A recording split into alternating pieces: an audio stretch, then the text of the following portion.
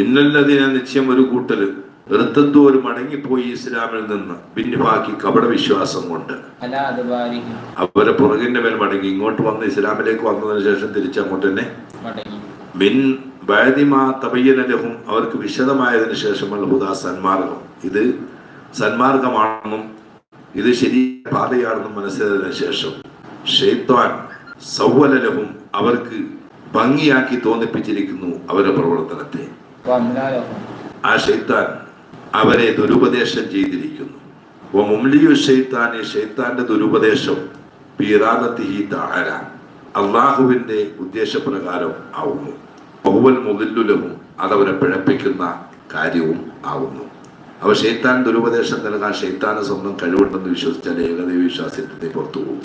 ശൈത്താന് സ്വയം കഴിവുണ്ടെന്ന് ആരെങ്കിലും വിശ്വസിച്ചാൽ ഏകദൈവ വിശ്വാസത്തിൽ നിന്ന് പോകും. അവർ ഏകദൈവ വിശ്വാസികളാവില്ല.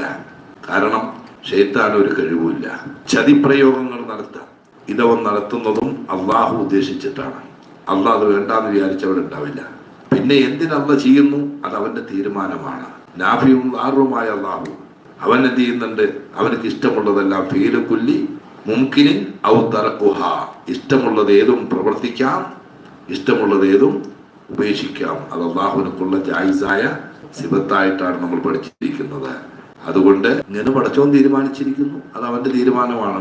എന്തിനങ്ങനെ ശൈത്താനെ വിട്ടെ, അവനക്ക് എന്തിനാ അനുമതി കൊടുത്തേ, അവനക്ക് അള്ള കഴിവ് കൊടുത്തിട്ടല്ലേ അവൻ നമ്മളെ പ്രേരിപ്പിക്കുന്നത്. അതൊക്കെ അള്ളാഹുവിന്റെ ഇഷ്ടം, അതൊന്നും ചോദ്യം ചെയ്യാൻ നമുക്ക് പറ്റില്ല. പിന്നെ അതിൽ പെടാതെ രക്ഷപ്പെടുത്താൻ അള്ളാഹുടെ ദ്വാരക്ക, ഇങ്ങനത്തെ ചതിക്കുഴികളിൽ പെടാതിരിക്കാൻ നമ്മൾ ദ്വാരക്ക എന്ന് മാത്രവും അള്ളാഹിനോട് താടുകയാണ് അപേക്ഷിക്കുക എന്ന് മാത്രമാണ് സൃഷ്ടികളാവുന്ന നമുക്ക് കഴിയുകയുള്ളൂ. അല്ലാതെ വേറൊന്നും കഴിയില്ല. അപ്പൊ ശൈത്താന് ഒന്നും ചെയ്യാൻ കഴിയില്ല. ശൈത്താനാണ് ചെയ്യുന്നത് എന്ന് വിശ്വസിക്കാനും നിൽക്കരുത്. അത് നമ്മളുടെ ഏകദൈവ വിശ്വാസത്തിനെ കേടാക്കുന്ന കേസാണ്.